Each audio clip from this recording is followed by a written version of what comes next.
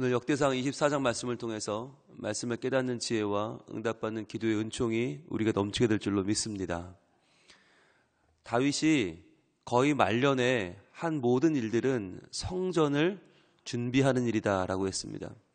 성전을 준비한다고 할 때는 두 가지를 의미합니다. 그것은 먼저 하드웨어, 성전의 벽체와 성전의 기물을 준비하는 것, 그래서 돌과 백향목과 금과 은과 놋과 각종 기물을 만들 물건, 그리고 재물을 준비하는 일이고, 또 하나는 성전의 소프트웨어죠. 누가 봉사할 것인가, 어떻게 봉사할 것인가 라고 하는 레위인과 제사장을 준비하는 일이었습니다. 그 가운데에서 어제 23장이 이제 레위 사람들을 준비하는 일이었죠. 레위 사람들을 24,000명, 24,000명을 24반열로 나누어서 한 반열에 1,000명씩, 그래서 교회를 섬기는데, 성전을 섬기는데 24반열로 돈다는 얘기는 1년을 24로 나누면 2주 정도 된다고 했죠. 그래서 한 반열이 24분의 1, 즉 2주 동안 성전을 섬긴다고 그랬어요. 그러니까 1,000명씩 돌아가면서 성전을 섬기는데 1년에 2주니까 얼마나 열심히 섬겼겠어요. 그죠? 그런데 레위인을 그렇게 나눴다는 이야기는 이제 그 레위인 1,000명을 이끌어갈 제사장이 필요하겠죠. 근데 제사장도 역시 24반차로 나눠서 역시 제사장도 대제사장 역할을 1년에 2주를 감당하는 것입니다. 그래서 대제사장 역할을 누가 할 것이냐라고 하는 문제, 이게 좀 중요하겠죠. 그 문제가 이제 오늘 정리가 됩니다. 1절부터 보겠습니다. 아론 자손의 계열이 이러하니라. 아론의 아들들은 나답과 아비후와 엘르아살과 이다말이라. 자, 아론의 자손, 하나님께서 세우신 첫 번째 대제사장 아론, 그 아들들이 대제사장의 역할을 하는 것이 맞겠죠. 그런데 그 아들은 나답과 아비후와 엘르아살과 이다말, 4명입니다. 그런데 2절입니다. 나답과 아비후가 그들의 아버지보다 먼저 죽고 그들에게 아들이 없으므로 엘르아살과 이다말이 제사장의 직분을 행하였더라 그랬어요. 자, 그런데 이쯤 되면, 지금 역대상 24장쯤 되면 이제 이 이야기를 안 해도 되지 않습니까? 아론에게 네 아들이 있었는데 두 아들이 죽었다라고 하는 이야기가 얼마나 아픈 이야기입니까? 초대 대제사장이에요. 그 초대 대제사장의 큰아들과 둘째 아들이 잘못해서 죽었다. 그래서 셋째와 넷째가 제사장이 뒤를 이었다라고 하는 이야기는 사실 이제는 그만해도 될 것 같은 이야기인데, 우리로 보면. 그런데 성경은 그것을 감추지도 않고 덮지도 않고 그대로 기록을 합니다. 왜냐하면 그 이유가 있기 때문이에요. 레위기 10장으로 가봅니다. 레위기 10장, 저 옛날에 있었던 일이죠. 한참 전에 일어난 일인데, 그 일을 성경은 더 이상 이제 오래된 일이니까 이게 잊어버리자라고 하지 않고 계속 이 일을 언급을 합니다. 레위기 10장 1절, 하나님께서 처음 대제사장들을 세워주시고 그 아론을 세우고 그 자녀들을 제사장으로 올렸을 때의 일이죠. 레위기 10장 1절입니다. 아론의 아들 나답과 아비후가, 자, 1번과 2번이죠. 장자와 차자가 각기 향로를 가져다가 여호와께서 명령하시지 아니하신 다른 불을 담아 여호와 앞에 분향하였더니 불이 여호와 앞에서 나와 그들을 삼킴에 그들이 여호와 앞에서 죽은지라 그랬어요. 그러니까 하나님께서 성전에서만 사용하도록 정하신 불이 있는데 그 불이 아니라 다른 불을 향로에 담았다라고 하는 것이에요. 근데 여러분, 혹시 불에 브랜드 붙어 있는 거 보셨어요? 여러분, 우리 집 연탄불은 옆집 불과 다릅니까? 우리 집 가스불과 우리 집 성냥불은 다릅니까? 똑같은 불 아니에요. 그런데 똑같은 불이라고 우리는 생각하는데 하나님의 성전에 사용하는 불은 달랐다는 거예요. 그러니까 나답과 아비후는 불이야 다 똑같은 불이지 불에 이름 써놨나? 그러니까 아무 불이나 자기는 편한 대로 한 거예요. 그런데 그것이 하나님께는 큰 죄가 되었다. 그러니까 하나님은 구별하게 쓰게 만드는 불이 있는데, 그 구별되었다는 말은 거룩이죠. 그러니까 하나님의 거룩하심에 위해를 가하고 하나님의 거룩하심에 벗어난 것들은 하나님께는 더 이상 의미가 없는 것이죠. 하나님은 그 제사를 받을 수가 없는 거죠. 그런데 하나님이 제사를 그냥 안 받았다 그러면 좋은데, 그게 아니라 불이 여호와 앞에서 나와서 그들을 삼킴에 그들이 여호와 앞에 죽었다. 굉장히 큰 문제가 발생한 거죠. 여러분, 아론의 입장에서는 얼마나 두렵고 떨렸겠습니까? 하나님이 제사장으로 널 삼아줄게. 이때까지는 좋았어요. 그런데 이 제사장이라는 직무가 얼마나 무거운 거예요. 얼마나 무서운 거예요. 순간의 판단착오로, 순간의 잘못으로 사람이 죽을 수 있어요. 게다가 제사장에게 그 대제사장을 이어갈 장제와 차자가 한순간에 죽었다는 것은 그럼 셋째와 넷째도 언제 죽을지 모르는 거 아니에요. 그러니까 이 제사장이란 이 업무가 남이 볼 때는 굉장히 좋아 보이고 이게 화려해 보이고 이게 대단해 보일지 모르겠으나 실제로는 어때요? 굉장히 마음이 두근두근 떨리는 일이고 두려운 일이죠. 하나님이 왜 이렇게 향하셨는지를 3절에 이렇게 말씀하십니다. 모세가 아론에게 이르되, 자, 모세가 아론에게 그 마음을 진정시키면서 말합니다. 이는 여호와의 말씀이라. 이르시기를 나는 나를 가까이 하는 자 중에 내 거룩함을 나타내겠고 온 백성 앞에서 내 영광을 나타내리라 하셨느니라. 자, 이 말이 굉장히 중요한 말이죠. 자, 하나님은 어떤 분이냐? 나는 나를 가까이 하는 자 중에, 즉 제사장 그룹, 하나님을 가까이서 섬기는 그룹들에게는 뭘 나타내요? 거룩함을 나타낸다. 즉 하나님을 가까이 섬기는 자들의 특징이 뭐냐? 거룩해야 된다는 거예요. 그러니까 하나님을 가까이 섬기는 자들, 예배하는 자들, 찬양하는 자들, 하나님을 가까이 섬기는 자일수록 거룩해야 되고, 그리고 온 백성 앞에서 내 영광을 나타낸다. 그러니까 온 백성, 많은 사람들, 하나님의 가까이에서 있지 않은 사람들에게는 하나님의 영광을 나타내신다. 그러니까 이 말은 반대로 가면 안 된다는 말이에요. 온 백성은 하나님의 거룩함을 쫓는데 가까이 있는 사람들은 하나님의 영광만 바라봐서는 안 된다는 거죠. 오히려 멀리 있는 모든 열방은 하나님의 영광을 나타내더라도 가까이 있는 사람은 거룩함 가운데 하나님을 섬겨야 한다. 그래서 여기 있는 여러분 노란색을 한번 들으시고 표시해 볼게요. 나는 나를 가까이 하는 자 중에서 내 거룩함을 나타내겠고, 노란색을 쳐보세요. 이게 이제 하나님을 가까이 섬기는 자들에게 하나님이 말씀하시는 명령이에요. 그러니까 저는 이 말씀이 특히 교역자들, 특히 중직들, 재직들, 교회 안에서 하나님을 가까이 섬기는 자들, 찬양대원들, 지휘자, 반주자들, 하나님을 더 가까이 섬기는 자들에게는 하나님 뭘 요구하시나? 거룩함을 요구하신다. 왜냐하면 하나님을 가까이 섬길수록 하나님의 영광에만 취할 수 있거든요. 그러면 이 일이 얼마나 값진 일이고 멋진 일이고 훌륭한 일인가, 의미 있는 일인가만 취해서 거룩함을 놓쳐요. 그럼 하나님은 그걸 더 이상 봐줄 수가 없다는 거예요. 그런데 도리어 또 칩니다. 온 백성 앞에서 내 영광을 나타내리라. 온 백성들 앞에서는 하나님은 영광 받기를 원하신다는 거예요. 그러니까 가까이 있는 자들에게는 거룩함을 요구하시고 멀리 있는 자들에게는 영광을 요구하신다. 이 둘이 바뀌면 안 된다라고 하는 하나님의 마음을 말씀하시죠. 그랬더니 아론이 잠잠하니 그랬어요. 할 말이 없었다는 거죠. 그럼 결국 뭐예요? 나답과 아비후가 뭘 구한 거예요? 거룩함이에요, 영광이에요? 영광만 받다는 거예요. 난 제사장이야. 난 내 대제사장이 됐으니까 이제 나는 영광 받을 거야. 하나님의 영광을 위해 살 거야. 영광만을 쫓다 보니까 거룩함을 놓쳐서 그들은 결국 자기 마음대로 다른 부를 드렸고 죽었다는 거죠. 돌아올게요. 그래서 이 역대상 24장에 하나님의 귀한 성전을 섬기는 일, 그 중에서도 제사장들이 돌아가면서 대제사장의 역할을 감당하는 거, 이 얼마나 누가 보면 정말 멋진 모습이고 대단한 모습이고 거룩해 보이고 야 훌륭해 보이는데, 이 모습이 실은 뭐냐면 목숨을 걸어야 하는 일이다. 목숨을 걸고 진심으로 하나님을 섬기지 않으면 죽어라고 하는 말이 뭐냐면 오늘의 2절이죠. 나답과 아비후가 그들의 아버지보다 먼저 죽고 그들에게 아들이 없으므로 엘르아살 세 번째 아들과 이다말 네 번째 아들이 제사장의 직분을 행하였다.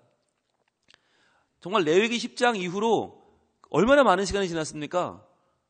이거 이제 잊어버리고 아예 앞에 두 아들은 없었던 셈 치고, 뭐 제사장 되자마자 죽었으니까 없었던 셈 치고 그냥 엘르아살 이다말 얘기만 하면 얼마나 좋겠어요. 그런데 그게 아니라 첫째 둘째 잘못해서 죽은 아들을 이야기를 또 끌어오는 이유는 제사장이라는 그룹이 이 일이 굉장히 무거운 일이고 굉장히 중요한 일이고 굉장히 부담스러운 일이다라고 하는 것을 다시 한번 성경은 강조하는 것입니다.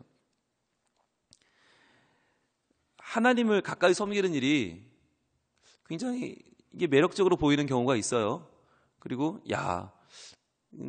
많은 사람들 앞에서 저렇게 사역하면 참 멋져 보이고 좋아 보이고 위대해 보이고, 그런데 하나님은 그들에게 거룩함을 요구하신다. 거룩하지 않으면 그걸로 끝인 거예요. 그러니까 하나님은 굉장히 단호하시죠. 그러니까 우리는 이 두 가지 면을 다 봐야 되는 거죠. 하나님의 영광, 하나님의 놀라우심, 하나님의 사랑과 긍휼. 그런데 그만큼 중요한 것은 바로 거룩함이라고 하는 것. 하나님 옆에 있는 자들, 하나님을 섬기는 자들에게는 거룩함이 요구되죠. 바로 그 사람들이 이제 등장을 합니다. 3절입니다. 다윗이 엘르아살의 자손 사독과 이다말의 자손 아히멜렉과 더불어 그들을 나누어 각각 그 섬기는 직무를 맡겼는데, 자, 다윗 시대에는 제사장이 2명이에요. 대제사장이 2명인데 왜 2명이냐면 원래 사울의 시대에 있던 대제사장이 누구냐면 이다말의 자손 아히멜렉이에요. 이 아히멜렉이 사울 왕조의 제사장인데, 그런데 다윗이 왕이 되면서 대제사장이 바뀌어요. 그 사람이 엘르아살의 자손 사독이에요. 그러니까 지금은 과독이에요. 아직 사울이 세운 대제사장이 있는 상황에서 다윗 시대의 제사장이 올라오면서 둘이 임무에 겹치게 된 거죠. 자, 그런데 4절, 엘르아살의 자손 중에 우두머리가 이다말의 자손보다 많음으로 나눈 것이 이러하니 그랬어요. 그러니까 셋째 엘르아살의 자손이 넷째 이다말보다 많아진다. 이 이야기는 이제 경중이 바뀌는 거죠. 그 전에 사울 시대까지는 이다말의 자손인 아히멜렉이 대제사장이었으니까 이 그룹이 많았는데, 이제 역전돼서 다윗 시대에는 엘르아살의 자손 사독이 올라오면서 엘르아살의 자손이 더 많아졌다는 거죠. 근데 이 숫자가 많은 것을 어떻게 조정할 것이냐, 이렇게 써 있습니다. 엘르아살 자손의 우두머리가 16명이요 이다말 자손은 그 조상들의 가문을 따라 8명이라 그랬어요. 그러니까 엘르아살 그룹이 16명이고 이다말 그룹이 8명이다. 자, 그러면 16명, 8명 더하면 몇 명이에요? 24명이에요. 24명이면 몇 반차로 나누면 돼요? 24반차로 나누죠. 정확하죠. 그러니까 하나님은 대제사장이 될 만한 제사장들 그룹도 정확하게 인원을 맞추어 주신 거죠. 레위인이 24,000명, 1,000명씩 24반차를 나누는 것처럼 제사장들도 지금 정확하게 24명을 예비하셔서 그들로 하여금 순번제로 돌아가면서 대제사장의 역할을 감당할 수 있도록 하신 거죠. 그런데 여기서 하나님의 방법을 볼 수 있는데, 그게 뭐냐면 하나님은 공평하신 분인가 평등하신 분인가 하는 거예요. 여러분, 뭐가 맞아요? 하나님은 공평하세요? 평등하세요? 이게 좀 우리가 헷갈리거든요. 공평이란 개념은 뭐냐면 공평은 페어하다는 건데, 페어하다는 것은 각자가 열심히 한 만큼 받는 거예요. 그게 공평이에요. 각자 노력한 만큼 받아요. 그러니까 노력 안 하면 안 받고 많이 하면 많이 받아요. 이게 공평이에요. 근데 평등은 뭐예요? 이퀄리티라는 평등은 똑같은 거예요. 그러니까 일을 하든 안 하든 똑같이 받는 거예요. 이게 사회주의죠. 사회주의는 일을 열심히 해도 일을 안 해도 똑같이 준다. 이게 평등이고, 공평은 일한 만큼 받는 거예요. 열심히 하면 많이 받고 일 안 하면 안 받고. 근데 성경이 말하는 건 공평이냐 평등이냐 사람들이 헷갈리는데, 성경은 공평이에요. 평등이 아니에요. 공평이에요. 그러니까 공평이란 말은 오늘 본문에 어떻게 적용이 되냐면, 엘르아살 자손은 이다말보다 2배죠. 16명과 8명이에요. 그러면 평등의 개념으로 접근하면 어떻게 해야 돼요?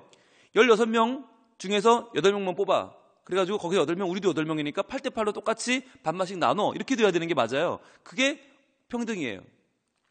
왜? 셋째네 그룹이 더 많으니까 너희는 왜 많아? 줄여. 그래서 8명 맞춰. 이게 평등이고, 공평은 뭐냐? 공평은 엘르아살 그룹이 지금 인원이 더 많아. 열심히 지금까지 살아서 인원이 더 자손이 많아졌어요. 그러면 너희는 다 들어와. 그리고 이다말도 다 들어와. 그래서 24명을 서로 제비 뽑아서 서로 맞추는 거예요. 그러니까 엘르아살이 인원이 2배라고 해서 그 인원만 살리는 것도 아니고, 그 인원 중에서 메인을 맡고 인원이 적은 이다말이 서브를 맡는 게 아니고, 공평하게 그 둘을 다 섞어서 그 24반차를 섞어서 제비를 뽑아서 누가 1번인지 누가 2번인지는 하나님께 맡기는 거예요. 그게 공평이죠. 그러니까 열심히 살아서 인원이 늘어난 것을 그대로 인정해줘요. 그런데 그들의 신부는 똑같이 맞춰주는 거예요. 그게 공평이죠. 그러니까 여러분 이 개념이 헷갈리면 안 돼요. 하나님은 평등하시냐 공평하시냐. 이걸 잘못 알면 교회 안에서 아니 다 똑같지 뭐. 다 똑같아야지 라고 말하는 분들이 있어요. 근데 그건 오해한 거예요. 특히 이제 만인 제사장론 얘기하면서 다 똑같아야 된다. 그런데 성경은 기계적인 평등을 말하지 않아요. 성경은 공평이에요. 열심히 한 만큼, 수고한 만큼. 그러니까 만약에 하나님이 평등하신 하나님이라면 나답과 아비후 죽으면 안 되죠. 왜? 평등해야지. 살리려면 네 아들 다 살리고 죽이려면 다 죽여야지. 왜 누구는 죽이고 누구는 살려요? 그러니까 하나님은 평등이라는 걸로 접근하면 하나님 말이 안 돼요. 그러나 공평으로 접근하면 말이 되죠. 왜? 나답과 아비후는 하나님 앞에 거룩한 불을 지키지 못했으니까 죽은 거고, 셋째와 넷째는 그것을 보고 정신을 차리고 거룩한 제사장으로 살았기 때문에 지금 연결이 되는 것이고, 그래서 하나님은 기계적인 평등을 말하는 분이 아니다. 하나님은 공평하신 하나님이다. 그래서 우리가 믿음을 가진 대로 하나님을 섬기는 만큼, 하나님을 사랑하는 만큼, 진심을 다하는 만큼 하나님은 우리에게 갚아주시는 분이시다라고 하는 것을 우리가 기억해야 되는 것입니다. 자, 그래서 그 16명의 엘르아살 가문과 이다말의 8명 가문을 어떻게 하는가? 5절입니다. 이에 제비 뽑아 피차에 차등이 없이 나누었으니. 자, 제비를 뽑아서 그러면 엘르아살이 셋째니까 너희들이 1번부터 맡아, 이게 아니고 너희가 인원이 많으니까 먼저 해가 아니고 그들을 다 섞어요. 그래서 그 24명의 제사장을 다 이름을 섞어서 제비를 뽑아서 누가 1번인지 누가 2번인지 24번까지 뽑는다는 말이에요. 그러니까 누가 먼저 할 건지 누가 나중에 할 건지. 여러분 이것도 성격에 따라 다른 것 같아요. 어떤 분은 1번 안 하면 죽는 분도 있어요. 나는 1번 할 거야. 나는 제일 먼저 해야 돼. 내가 먼저 나는 해봐야 정신이 들어. 이런 분이 있고, 어떤 분은 나는 무조건 나중에 할 거야. 이런 분도 있어요. 내가 마지막에 무슨 지가 조용히 피는 줄 알아요. 나는 무조건 마지막을 나올 거야. 나는 마지막을 장식할 거야. 근데 어떤 분은 나는 적당히 한 4번이나 5번이 좋아. 나는 1번은 부담스럽고 그것도 마지막으로 가면 그것도 또 힘들 것 같아. 그러니까 남이 좀 몇 번 하는 거 보고 그대로 따라하면 내가 3번이나 4번 정도? 어떤 분은 나는 그냥 맘 편하게 참 편히 좀 있다가 나중에 할란다. 한 19번 내지 20번이 좋아. 이런 분도 있어요. 다 성격이 달라요. 그런데 그 다른 것을 어떻게 해요? 전부 섞어서 제비를 뽑는다는 거죠. 누가 뽑힐지는 모르는 거예요. 그러니까 누가 더 나는 좀 잘할 것 같아. 나는 좀 못할 것 같아. 누가 조금 더 피를 잘 뿌려. 누가 좀 더 각을 잘 떠. 이게 아니라 하나님은 그 모든 사람을 다 제비를 뽑아서 공평하게 또는 평등하게 하나님의 일을 행하시는 거죠. 하나님께서는 인간의 잔재주에 휘둘리는 분이 아니세요. 인간이 조금 더 낫다, 조금 더 나다, 그게 하나님이 볼 때는 큰 차이가 없어요. 그러니까 우리가 볼 때는 그게 굉장히 차이가 나는 것 같아요. 저 사람이 1번을 해야 돼. 저 사람이 마무리를 해야 돼. 근데 하나님 볼 때는 그 의미가 없다는 말이에요. 왜냐하면 하나님의 일은 하나님께서 주관하시고 하나님이 직접 해나가시기 때문에 우리가 볼 때는 굉장히 차이가 나다 보이는 것 같은데 하나님께는 그게 그렇지 않다는 말이에요. 어차피 24명이 돌아가며 해야 되는데 조금 나으면 어떻고 조금 덜하면 어떨 거예요. 근데 하나님은 그 24명을 골고루 사용하신다. 자, 그런데 오늘의 본문의 이 5절 말씀은 참 중요한데요. 이에 제비 뽑아 피차의 차등이 없이 나누었으니 이는 성전의 일을 다스리는 자와 하나님의 일을 다스리는 자가, 자, 이것은 같은 말입니다. 성전의 일을 다스리는 자, 하나님의 일을 다스리는 자, 이 말은 평행법이에요. 같은 말이에요. 이게 바로 대제사장이죠. 대제사장이 하는 일은 두 가지인데 성전의 일, 모든 행정을 관할하고 그리고 하나님의 일, 제사를 관할하죠.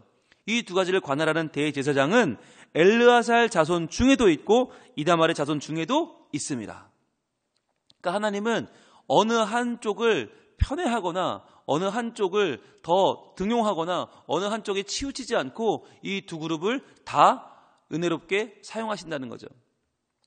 왜냐하면 이 엘르아살과 이다말이 누구냐? 바로 두 명의 형이 죽는 것을 바라본 뒤에 정신을 똑바로 차리고 거룩하게 하나님을 섬겼던 셋째와 넷째 아들이기 때문이다라고 하는 것이에요. 지금도 우리가 신앙생활을 하는 것을 보면 많은 경우에 우리는 우리의 부모님의 신앙을 이어받은 것입니다. 우리 부모님이 정신을 차리고 거룩함을 유지하고 하나님 앞에 열심히 신앙생활을 했기 때문에 그 모습을 보고 자란 자녀들이 자연스럽게 신앙생활을 이어가는 모습이 참으로 많다고 하는 것이에요. 그래서 우리에게 주어진 책무는 뭐냐? 우리가 거룩함으로 깨어 있어서 하나님 앞에 전심으로 신앙생활을 하는 것은 우리만 천국 가고 우리만 구원받고 마는 것이 아니에요. 그것은 우리의 다음 때에게 하나님을 섬기는 것이 어떤 의미인지를 보여주는 가장 훌륭한 교육이에요.